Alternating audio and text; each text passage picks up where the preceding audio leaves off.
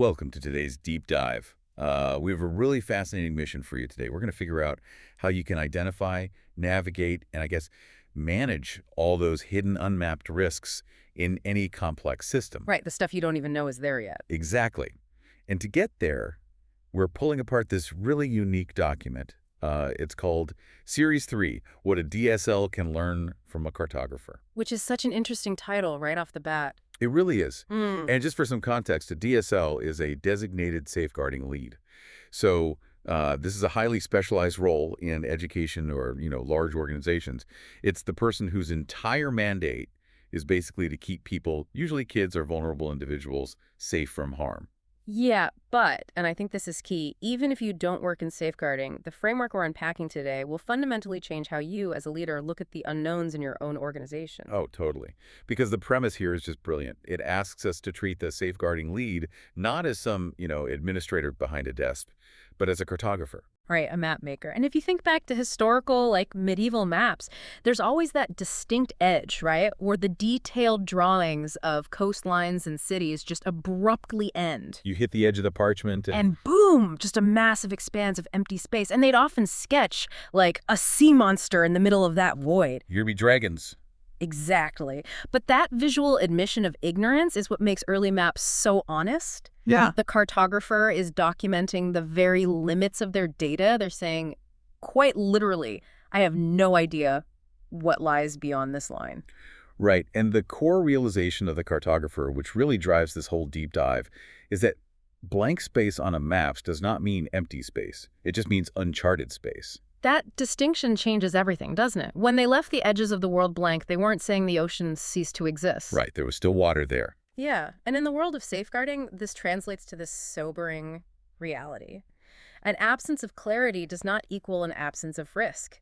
Just because a danger isn't highly visible or making a lot of noise doesn't mean the environment itself is secure. Which completely flips our natural human bias, regarding the unknown. For sure. Because in most management scenarios, we look at a lack of data or maybe a quiet department, and we feel relieved, phew, no news is good news. We operate entirely on that assumption. But this source material is arguing that no news is actually the exact terrain we need to be analyzing the hardest. Okay, let's unpack this. What exactly is populating these blank spaces today? Well, we're conditioned to react to the loudest problem in the room. But what fills the blank spaces today isn't sea monsters. It's subtle, undefined risks that just haven't boiled over into a crisis yet.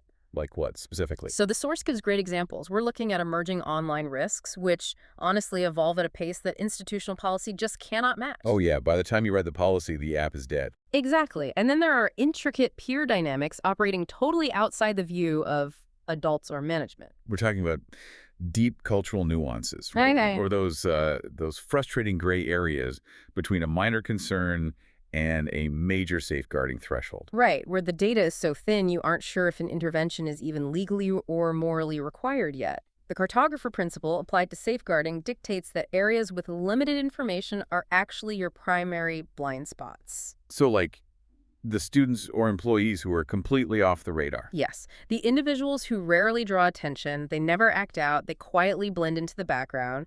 A lack of data on them isn't reassurance, it's a massive, unmapped territory. I have a hard time with this, though. Yeah. I mean, if you think about looking into a pitch black room Yeah. and you assume it's empty because you don't see furniture, okay, dangerous. But if a student is totally off the radar, getting their work done, no trouble at all, how do we know we're looking at a blank space on the map and not just a safe flat plane? How do you map something when there's zero outward evidence it's even there? What's fascinating here is that this gets right to the heart of the challenge. We have to remember that maps are created, right? They're not just discovered lying on the ground. Right. You don't just stumble upon a fully formed topographic map of your social dynamics. You have to acknowledge this fundamental truth. A lack of disruption is not the same as safety. Wow. Yeah, that's heavy. It is. A student might be quiet because they're totally content. Or they might be quiet because they're isolated, intimidated, or struggling with something they don't even have the vocabulary to express. A screen quiet means safe is a cognitive trap. It really changes the job description, doesn't it? From just managing known problems to actively hunting for hidden ones. Because if we wait for the risk to define itself, You're too late. yeah, waiting for the student to act out, or a bullying dynamic to become public. It's entirely reactive. You're reacting, not safeguarding. Not all risk comes neatly packaged with labels and step-by-step response protocols. You have to proactively identify the risk before you can manage it.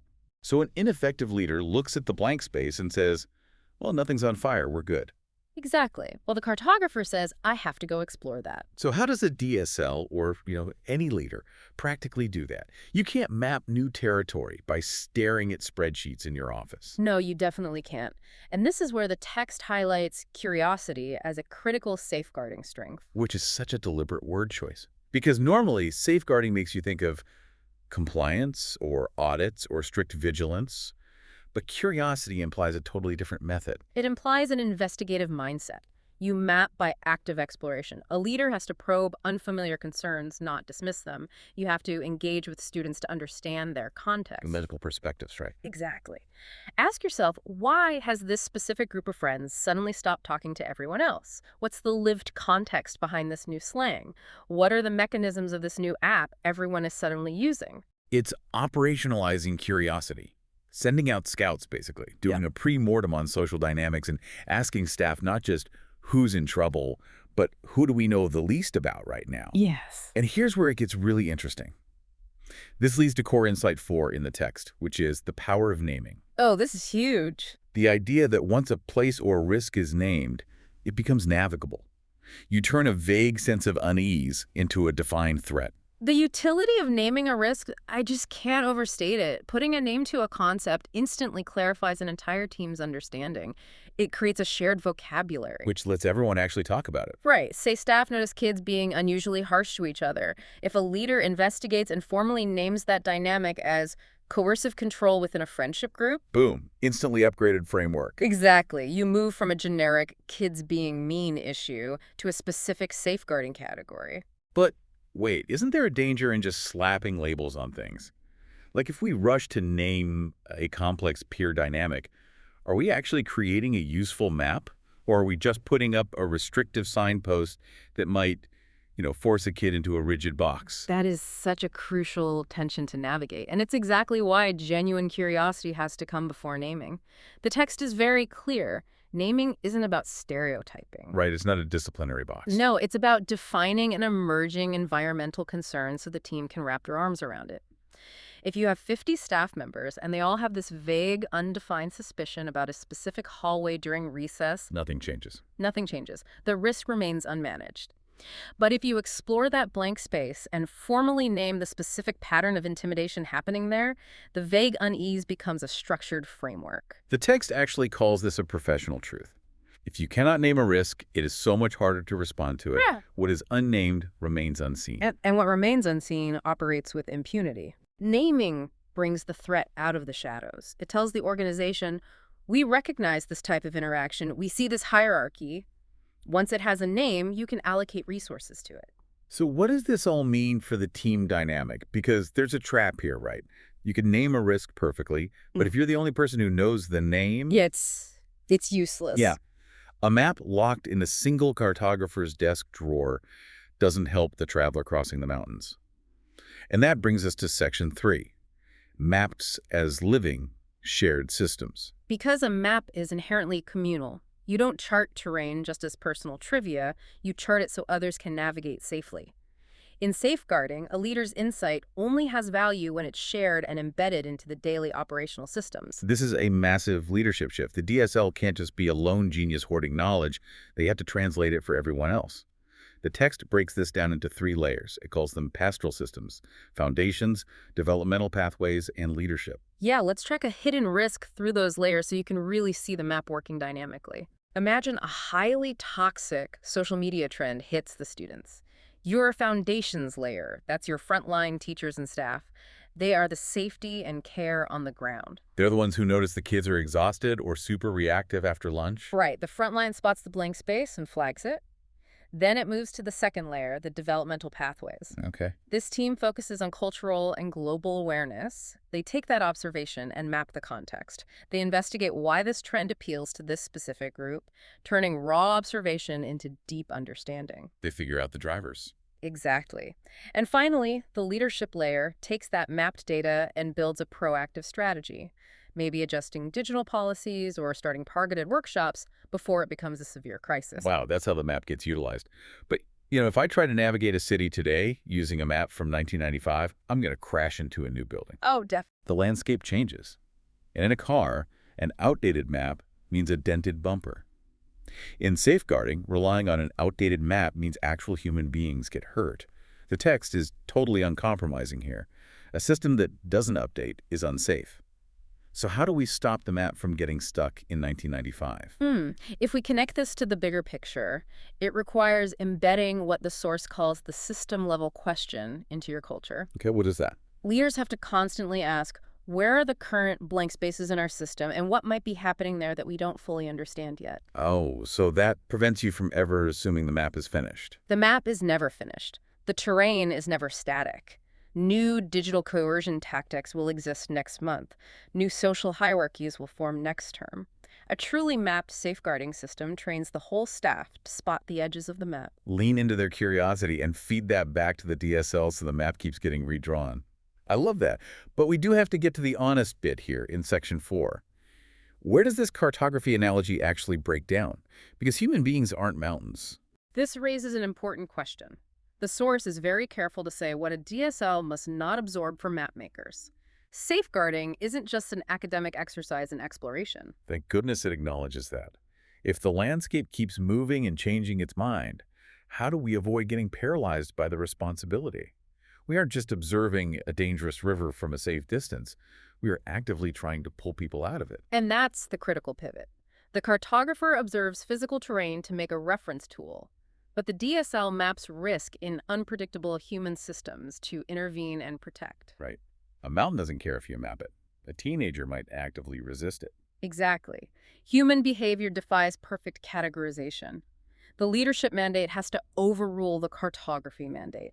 Observation is preparation for intervention, not a substitute. The map is just the starting point. It directs the rescue, but the rescue itself is the metric of success. If someone is in immediate danger, you don't stop and sketch the topography. You act. The map informs the action. It never delays it. That is such a vital distinction. As we pull all this together, it really shifts how we approach leadership in general. Synthesizing the deepest insights here, it's all about our relationship with the unknown. The cartographer doesn't look away from blank spaces. They don't assume a lack of data means a presence of safety. Right. They explore, they define, they name the hidden risks, and they share that knowledge.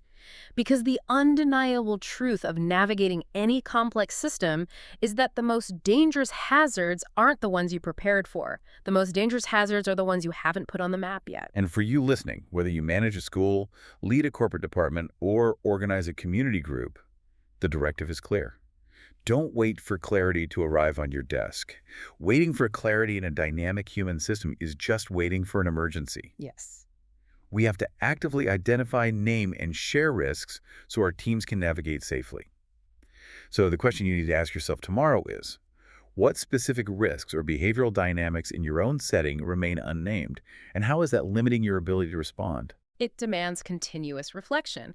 But I want to leave you with one final kind of provocative thought that builds on this.